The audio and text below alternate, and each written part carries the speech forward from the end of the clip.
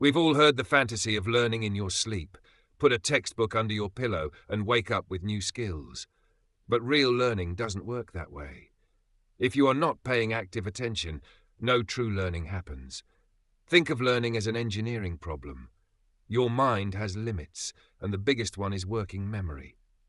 Despite the old belief that we can hold 7 items at once, the real number is closer to 4.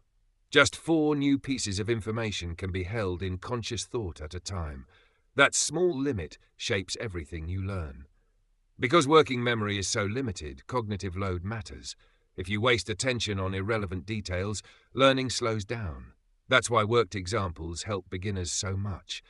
Instead of struggling blindly, they can focus their limited attention on understanding patterns. Split attention also hurts learning. Jumping between diagrams and explanations wastes valuable mental space. The same goes for unnecessary details. Information must be presented in small, manageable chunks. Once information passes through working memory, it must be stored. This is where many people rely on rereading, which feels productive but rarely creates lasting memory. Familiarity is not the same as learning. What actually strengthens memory is active retrieval. Reading something, closing the notes, and forcing yourself to recall it. That struggle signals your brain to store the knowledge. Even forgetting doesn't always mean knowledge is lost. Often, the structure remains below the surface, making relearning faster than learning from scratch. As you learn more, your brain builds shortcuts, patterns that help you solve problems without brute force searching. To improve efficiently, aim for the 85% rule. If everything feels easy, you are not growing. If everything feels impossible, you are not learning effectively.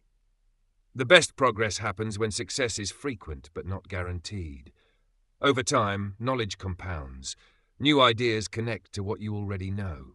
The early stage of learning feels hardest because there are few mental hooks, but as your base grows, learning speeds up. Creativity itself comes from combining existing knowledge in new ways.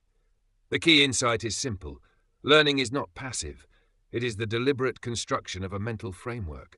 Respect the limits of working memory. Focus on clear examples. Remove distractions. Practice retrieval. Keep challenges in the productive zone. And remember that the frustration of being a beginner is not failure. It is the feeling of building your first foundation. Which leads to one final question. If deep thinking depends on building strong internal knowledge, what happens when we outsource memory to search engines and AI? If we stop building those mental hooks ourselves, do we weaken our ability to think deeply at all? That is something worth thinking about.